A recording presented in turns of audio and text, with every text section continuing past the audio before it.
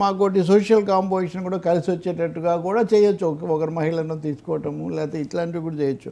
కాబట్టి కొత్త terms and కండిషన్స్కు Chandrababu Naidu కొంత తలవంచాల్సిన పరిస్థితి వస్తుంది. 2014 నాడున్నంత బలంగా కానీ తనే ఒక విధంగా దానికి నాయకత్వం వహించి తనే నిర్దేశించే పరిస్థితి చంద్రబాబులో లేదు. ఒక విధంగా చంద్రబాబు కొంత బలహీన పడినటువంటి పరాధీనంగా ఉన్నటువంటి పరిస్థితిలోనే చంద్రబాబు అక్కడికి వెళ్తున్నాడు. అసలు ఈ వెళ్ళడమే వెంటబడి ఆయన ఇనిషియేటివ్తోనే వెళ్తున్నారు కదా, అది ఆబ్వియస్ కదా. అవును, బీజేపీకి ఏముంది, మాకు వస్తే 2 సీట్లు వస్తాయి లేకపోతే దీంతోనే మా అధికారం వచ్చేది లేదు పోయేది లేదు అన్న పద్ధతిలో వాళ్ళకు ఉంటుంది. కాబట్టి బీజేపీ బార్గెనింగ్ చాలా డిఫరెంట్గా ఉంటుంది. వాళ్ళ పొలిటికల్ బార్గెనింగ్, సోషల్ బార్గెనింగ్. ఇప్పుడు మీరు ఇందా చూస్తారు, పురంధేశ్వరి గారు ఎక్కడో అయోధ్యకు వెళ్ళొచ్చిన రామ మందిర భక్తులు వాళ్ళందరితో కూర్చొని జై శ్రీరామ్ అవన్నీ కూడా చెప్తున్నారు. అంటే ఏపీ ఎలక్షన్ సీన్లో ఒక కొత్త ఎలిమెంట్ ప్రవేశించిపోతుంది. ఆ ఎలిమెంట్ ఏంటంటే హిందుత్వం అన్నది గతసారికి 2014లో వీళ్ళు పొత్తు పెట్టుకున్న నాటికి రాష్ట్ర విభజన అంశమే చర్చలో ఉంది.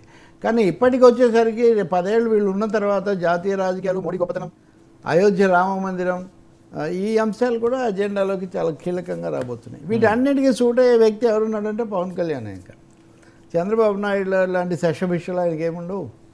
వీళ్ళలాగా వన్ సైడ్గా ఉండకుండా మధ్యలో ముస్లింలతో సమావేశాలని, బైబిల్ వాక్యాలు చదువుతానని కొంచెం ఆ మధ్యస్థ పాత్ర, తటస్థ పాత్ర ఒకటి ఆయన నిర్వహించాల్సి వస్తుంది. ప్లస్ సోషల్ బేస్ ఉండే ఉంది. అయితే బీజేపీలో ఒక సెక్షన్కు, తెలుగుదేశంలో లాభీ ఉన్నట్టే బీజేపీలో ఒక సెక్షన్ మటుకు మళ్ళీ మనం చంద్రబాబు గ్రిప్పులోకే పోతున్నాము, రాష్ట్రంలో మనం ఎదిగే అవకాశం మరొకసారి ఇంకా స్వతంత్రంగా మనం ఎదగము అనేది ఒకటి వచ్చింది. ఇంకోటి తీవ్రమైన లోపం ఏమంటే, ఇదిగో వెంకయ్యనాయుడు ఉపరాష్ట్రపతిగా ఉన్నప్పుడు లేదా కొంతమంది కేంద్ర మంత్రులు ఉన్నప్పుడు ఒక వాయిస్ ఉండేది. తెలుగు వాళ్లకు మొత్తంగా దక్షిణాదికి, ఆ తర్వాత తెలుగు వాళ్ళకు కూడా కొంత తగ్గింది. తగ్గుతున్న పరిస్థితుల్లో ఈ పొత్తు కుదురుతుంది కాబట్టి వాళ్ళ టర్మ్సే ఉంటాయి. పవన్ కళ్యాణ్ కూడా సౌత్ అనేది ఎక్కువ మాట్లాడేవారు. అవును, నార్త్ సౌత్ ఇదంతా. నిజానికి గద్దర్ కూడా అప్పుడు మేమంతా దక్షిణాదికి ఒక పార్టీ పెడతామని చెప్పడం ఇట్లాంటివి చాలా జరిగాయి కదా. ఇప్పుడు తమిళనాడులో రజనీకాంత్ కూడా రాని నేపథ్యంలో ఒక సదరన్ స్టార్ లాగా బీజేపీ పవన్ కళ్యాణ్ ఉపయోగించుకునే ఒక అవకాశం.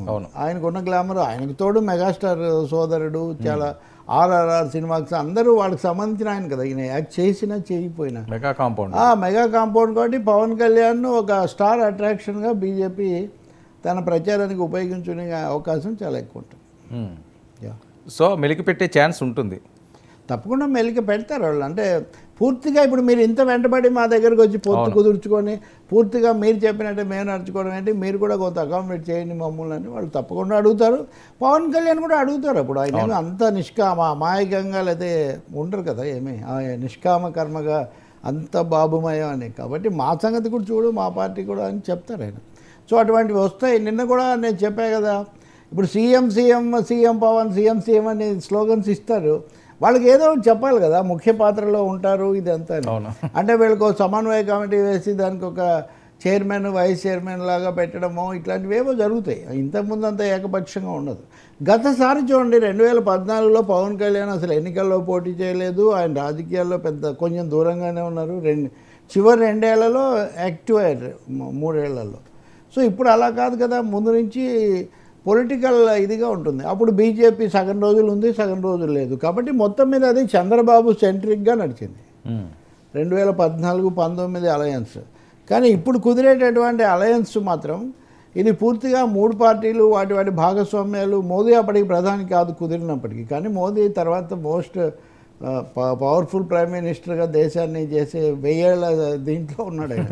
కాబట్టి వీళ్ళ మధ్యలో పవన్ కళ్యాణ్ అట్రాక్షను, మోదీ యొక్క పొలిటికల్ సెంట్రలైజ్డ్ పవర్ మధ్యలో చంద్రబాబు నాయుడు అకామిడేటివ్గా వెళ్లాల్సిన ఒక పరిస్థితికి తప్పకుండా నెట్టబడతాడు. అంటే సౌత్లో వాళ్ళు